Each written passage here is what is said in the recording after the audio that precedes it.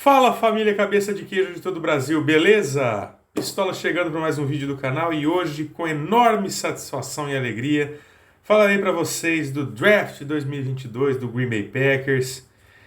Que alegria, que prazer vir aqui, cheio de felicidade, falar sobre o nosso draft. Comemorar um draft bem realizado pelo nosso Green Bay Packers. É verdade que nós tivemos um pequeno susto no início, como já é costumeiro, mas depois uma sequência de acertos, de lacunas importantes preenchidas e de um belíssimo trabalho desenvolvido pelo nosso General Manager, Brian Gutekunst, Matt LaFleur e Companhia Limitada, Aaron Rodgers também, que faz uma pontinha de General Manager, que a gente sabe nos últimos anos. A gente fez um draft, sem dúvida, o melhor dos últimos anos, atendendo diversas carências, trazendo jogadores de muita qualidade, que vão agregar bastante ao nosso roster, ao esquema do Matt LaFleur. Enfim, vou tratar um pouco com vocês sobre as escolhas em si, sobre alguns pontos que merecem destaque, né, desse draft, e a minha opinião geral, uma nota que eu posso atribuir para esse draft dos Packers e também o impacto que alguns jogadores já devem ter de imediato no nosso time. Bom, pessoal, na quinta-feira, dia 28 de abril, tivemos a primeira noite do draft e era claro que a expectativa, né, em relação ao Green Bay Packers girava em torno da escolha de um wide receiver, que era a necessidade mais gritante naquele momento. Embora alguns dias antes, na última entrevista do Brian Gutekunst, ele já havia dado mostras de que o Packers provavelmente não iria pegar um wide receiver no primeiro dia, até por uma questão de superstição, que nas últimas vezes que o Packers draftou recebedores que fizeram sucesso no time, foi no segundo dia, tá? Na segunda rodada do draft. Portanto, acho que o nosso GM tem essa superstição, essa mística de draftar wide receivers apenas no segundo dia, e então eu já estava um pouco conformado que não viesse o wide receiver realmente nas nossas primeiras duas escolhas, que tínhamos a 22 e a 28 na mesma noite. E de fato aconteceu, mas é claro, a gente imaginava também que caso não viesse o wide receiver, que pelo menos na ordem ali de carências, que pintasse um edge, ou, na pior das hipóteses, um jogador para compor a nossa linha ofensiva, o interior de linha ofensiva. E aí que veio a primeira bomba da noite, né? Como de costume, as primeiras escolhas que o Packers faz no draft não são unanimidades, não são incontestáveis, a torcida, boa parte dela não gosta, ou pelo jogador, ou pelo momento em que o jogador foi draftado, e foi justamente o que aconteceu. Na escolha 22, o Packers foi buscar o Quay Walker, linebacker de Georgia. Eu, claro, fiquei negativamente surpreso com essa escolha no primeiro momento, nem pela questão do jogador, porque se você analisar depois, eu analisei, é um excelente prospecto, veja os números dele que você vai chegar a essa conclusão também, mas ele ficou com aquela pecha de ser um reach, porque talvez fosse um bom jogador, mas draftado muito cedo, num momento inoportuno. Era um cara que poderia certamente sair numa segunda rodada, ou até, quem sabe, numa terceira rodada do draft. Então, mais ou menos aquela história do jogador certo na hora errada, né? Porque linebacker, convenhamos, não era a nossa principal carência, a ponto de ser preenchida já numa primeira rodada de draft, até porque também existiam outros jogadores bons nessa posição que o Packers poderia pegar numa escolha de segunda rodada ou até de terceira.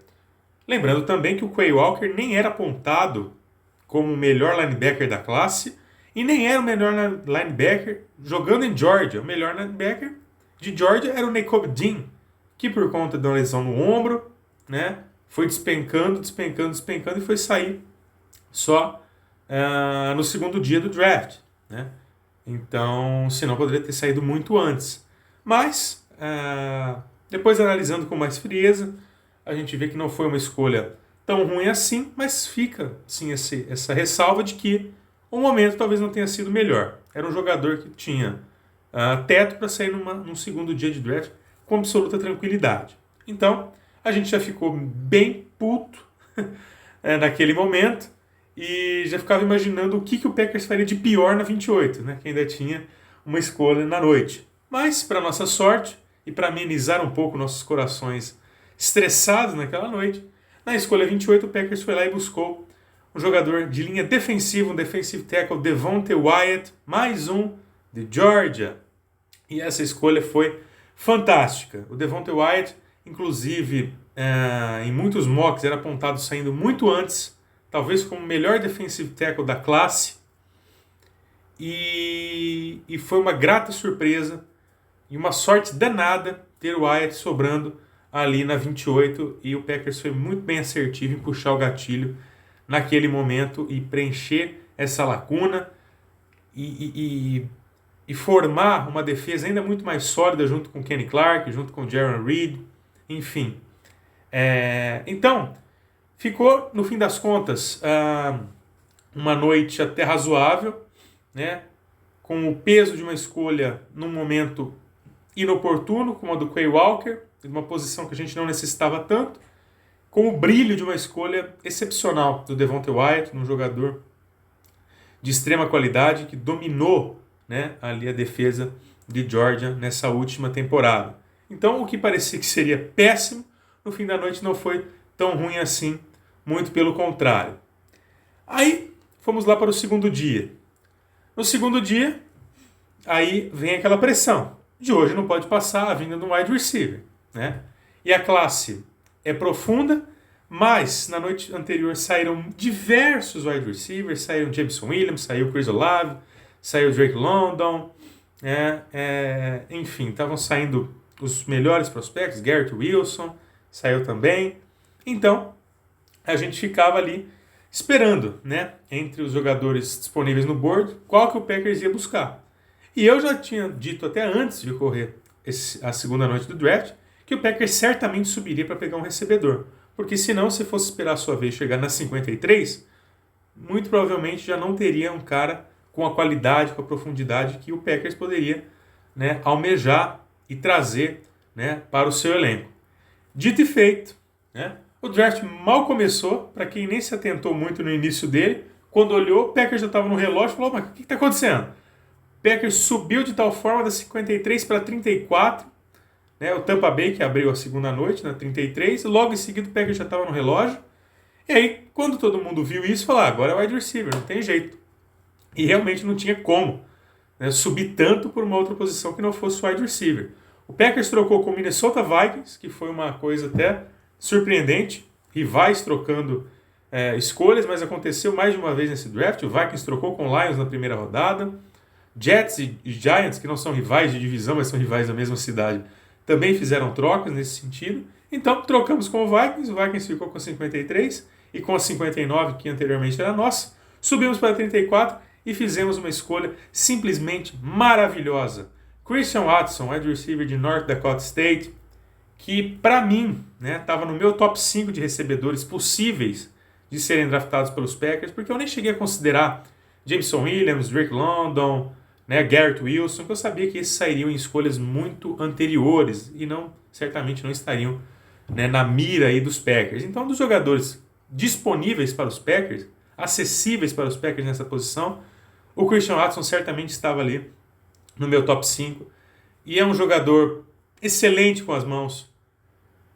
Tem que desenvolver ainda, claro, algumas questões como rotas, enfim. Mas quando ele pega a bola e sai na banguela, meu amigo, ninguém pega. Uma velocidade extrema, explosivo, atlético, forte, do jeito que o Packers gosta, do jeito que o Brian Gutekunst ama.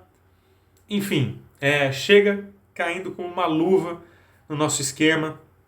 E eu particularmente adorei essa escolha. Então, a vinda do Christian Watson deu aquele alívio para os nossos corações, mas a gente sabia que pela frente precisava de pelo menos mais um wide receiver para repor, pelo menos do ponto de vista quantitativo, as saídas do Davante Adams e do Marquez Valdes-Scantling. Na mesma noite nós tivemos a escolha 92, e aí nós direcionamos para um reforço de linha ofensiva o Sean Rhyan, vindo de UCLA. O Sean Rhyan, gente, para quem não viu alguns tapes dele, eu vi depois, é um cara que colocou alguns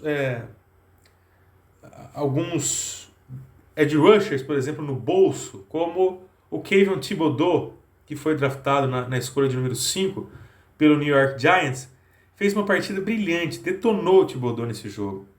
Então, foi mais um jogador muito bem observado pelo nosso front office, que pode até chegar com impacto para ser titular, dependendo de qual posição o Elton Jenkins vai atuar, dependendo de como o David Bakhtiari vai estar fisicamente para essa temporada.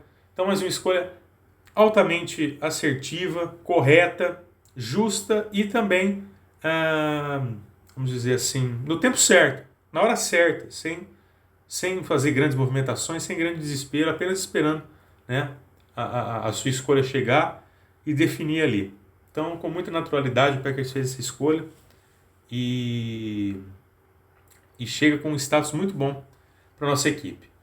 Depois nós tivemos, na escolha 132, já no terceiro e último dia, no sábado, que causou uma certa surpresa, porque a gente também não esperava que viriam 2 na sequência. Veio mais um wide receiver, né?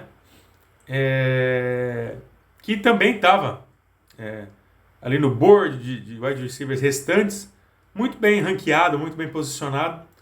O Romeo Doubs, vindo de Nevada, é um cara também que cada vez mais que eu vejo vídeos dele, mais eu estou gostando, mais eu vejo potencial nesse garoto. É um cara que vai também tanto atuar ali sendo uma opção para o nosso ataque, mas também ele vai poder atuar no nosso time de especialistas, é um reforço também para o nosso time de especialistas, isso eu vou falar depois, né, dos jogadores que vão poder também atuar ali, que foi um draft muito positivo para o Rick Bisaccia, enfim, além, claro, para o Joe Barry, que deve estar rindo de orelha a orelha, agora com a defesa que tem, né? Então, o Romeo Doubs tem um talento também muito pouco explorado, talvez poucos times tenham visto essa possibilidade de crescimento no Doubs, como o Packers viu. Então, acho que vai também dar um caldo muito bom essa escolha para o Green Bay Packers. Na 140, nós trouxemos mais um jogador de linha ofensiva, um offensive tackle, Zach Tom, de Wake Forest. Jogador também que dispensa comentários, extremamente físico, forte. Vai agregar bastante também. Talvez não chegue para ocupar uma posição de titular na nossa linha ofensiva, mas sem dúvida vai ser um reserva imediato. Era inclusive apontado em muitos mocks como saindo para o Green Bay Packers, então essa talvez tenha sido uma escolha certa de muitos especialistas que tenham feito essa projeção do Zach Tom nos Packers. Mais um jogador que vai se encaixar muito bem na nossa linha ofensiva, que já era forte, está ficando cada vez mais forte, mais proteção ainda para o nosso Aaron Rodgers. Depois nós tivemos na 179, essa escolha também eu achei fenomenal, cara, fenomenal. O Ed, que a gente tanto buscava, depois da saída do Zedar Smith, e achávamos até que sairia cedo, numa primeira rodada, saiu no último dia, mas veio representada por um jogador que tinha potencial, inclusive, para ter saído no primeiro dia de draft, não sei também como caiu tanto, que é o Kingsley Enagbare, vindo de South Carolina. O Kingsley ele tem essa característica essencial dos jogadores dessa posição, que é de extrema agressividade, de extrema pressão, de extrema versatilidade para fazer rotação. E como eu falei, ele tinha um potencial enorme para sair, inclusive, numa primeira rodada. E nós acabamos pegando ele no terceiro dia de draft, que é impressionante. Então, se por um lado o Quay Walker lá na 22 poderia ser tido como um reach, o Kingsley Enagbare na 179 foi um baita de um steal. E já chegou e já assumiu a camisa 55 do Zedarius Smith. Olha a moral do cidadão. Depois nós tivemos na 228 o Terry Carpenter, vindo de Georgia Tech. Aí começam a vir alguns jogadores que têm essa característica híbrida, essa característica de versatilidade que o Packers gosta bastante, que atua tanto como safety, tanto quanto linebacker. É um cara que vai ter muito valor, principalmente no special teams, mas pode sim também aparecer ali na nossa secundária quando necessário. Muito bom jogador também. Depois, o Jonathan Ford na 234, também mais um defensive lineman vindo de Miami. Esse sim deve compor mais os special teams mesmo. Acho que vai ficar difícil ter um espaço para ele ali no time titular, mas pode acontecer, dependendo de lesões e outras situações ali de jogadores naquela unidade. Mas a princípio é um cara que vem mesmo para compor ali, né, a unidade do Rick Bisaccia, os special teams, né? Um cara muito forte, muito grande, muito pesado e pode também colaborar bastante nessa nossa unidade. Na penúltima escolha nós trouxemos também mais um jogador de linha ofensiva, um tackle, o Rashid Walker, vindo de Penn State. É um outro jogador que eu também considerei um certo steal, que tinha também potencial e teto para sair bem antes, e saiu ali já na nossa penúltima escolha, tá? Mas também, como falei, é um cara que também pode atuar tanto como tackle, tanto como guard, enfim, e dependendo da sua versatilidade e do que a situação exigir, ele pode aparecer, né, na nossa linha ofensiva, ou talvez como uma das peças ali, né, um dos reservas ali imediato, no caso de alguma necessidade, tá bom? E na última escolha, 258, também causou uma certa surpresa, que o Packers foi lá e buscou o terceiro wide receiver, né? O Samori Touré, vindo de Nebraska, que também, vendo alguns vídeos dele recentemente, mostra que tem potencial até para brigar, quem sabe, por uma vaguinha no time titular em determinadas situações, determinadas chamadas, mas a princípio chega ali também para agregar, para somar e para, quem sabe, até funcionar ali no Special Teams como retornador, que é o caso também do Romeo Doubs, também pode atuar como retornador, já se comenta, enfim. Então, 3 wide receivers na mesma noite, o Aaron Rodgers deve ter pirado, né? Se por um lado, nos últimos drafts ele ficou completamente pistola, porque não vinha o recebedor que ele tanto queria, dessa vez mandaram logo 3 de uma vez para o Aaron Rodgers, ele deve estar se sentindo realmente nas nuvens com tantos reforços. Então eu posso dizer que como ganhadores desse draft, o Aaron Rodgers, que ganhou mais 3 armas, né, importantes, e que podem ter pelo menos 2, o Watson e o Dobbs podem ter já um impacto imediato na equipe. Joe Barry é um baita vencedor, teve mais reforços importantíssimos para a defesa. E olha, convenhamos, se a defesa dos Packers ceder mais que 10 ou 14 pontos por jogo, aí tem que quebrar tudo, porque, pelo amor de Deus, nossa defesa já vinha sendo forte, já vinha tendo números interessantes, e agora, mais reforçada ainda, né, reforçamos o nosso pass rush, né, linebacker chegou, edge chegou, defensive tackle chegaram. Então, cara, não consigo imaginar que o Packers não tem uma defesa esse ano realmente top 5 da liga, né? Porque se não tiver números de uma defesa top 5 com todos esses reforços que chegaram, convenhamos aí, então tem alguma coisa errada. Aí talvez o problema seja o Joe Barry, ou talvez as peças não se encaixem, pode acontecer também. Mas eu acredito que se não for uma defesa top 5, vai ser uma enorme frustração. Outro vencedor desse draft dos Packers, como falei lá atrás, é o nosso coordenador de Special Teams, o Rick Bisaccia. Ganhou muitos jogadores que podem atuar no Special Teams também, fazer essa função ali, como o Romeo Doubs, como o Samori Touré, Jonathan Ford, né, o Rashid Walker, o Terry Carpenter, são jogadores que vão poder também, né, ajudar, auxiliar ali nessa remontagem, nessa reconstrução do nosso tão criticado, e com razão, né, Special Teams. Então, mais um grande vencedor é o Rick Bisaccia, que vai ter muitas peças novas para mexer nesses Special Teams e fazer com que essa unidade seja mais respeitada, né, pela NFL e não nos traga mais tantos prejuízos, não nos coloque mais em vias de derrota, né, como foi na temporada passada. Alguns dados interessantes para a gente observar. Mais 2 escolhas vindo de Georgia. Mas o Georgia é atual campeão do college, realmente. Então o Packers destinou mais 2 escolhas. E as 2 escolhas foram de primeira rodada, do Quay Walker e do Devontae Wyatt. Assim como no draft passado, também endereçamos uma escolha de primeira rodada para um jogador de Georgia, no caso foi o Eric Stokes. E lá em 2021, eu lembro bem, muita gente ficou com o pé atrás com a escolha do Stokes, que era um cornerback de segunda, terceira rodada, que o Packers errou. E vocês viram o que aconteceu, o potencial que o Eric Stokes já mostrou. Então, vamos com calma com o Quay Walker. A princípio, sim, foi um reachzinho, poderia ter saído em outro momento, mas se o cara mostrar dentro de campo o potencial que a gente viu que ele mostrou realmente no college, pode ser uma escolha que no fim das contas acaba sendo bem justificada lá na frente. Então vamos dar tempo para o garoto evoluir e se desenvolver, que a gente tem o exemplo do Eric Stokes também, que veio de Georgia na temporada passada e mostrou um baita talento, uma excelente qualidade. Então, então eu queria destacar essa predileção, esse amor dos Packers por Georgia, trazendo sempre jogadores vindos de lá. No passado trouxe um, esse ano trouxe 2 também, mas claro, a melhor defesa do college, a defesa que menos cedeu pontos, então o Packers foi muito bem, né, nesse tipo de escolha, né, destinando suas picks para jogadores vindo do melhor time do college na atualidade. Outro ponto interessante, Christian Watson, né?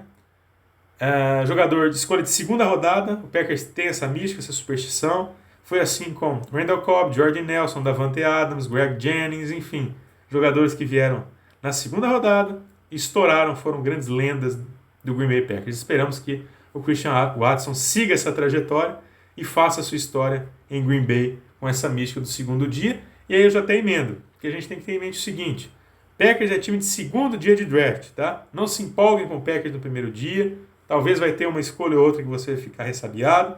Mas do segundo dia para frente, o Packers começa a acertar e o botão acerta e acerta do segundo dia e no terceiro dia com excelentes escolhas.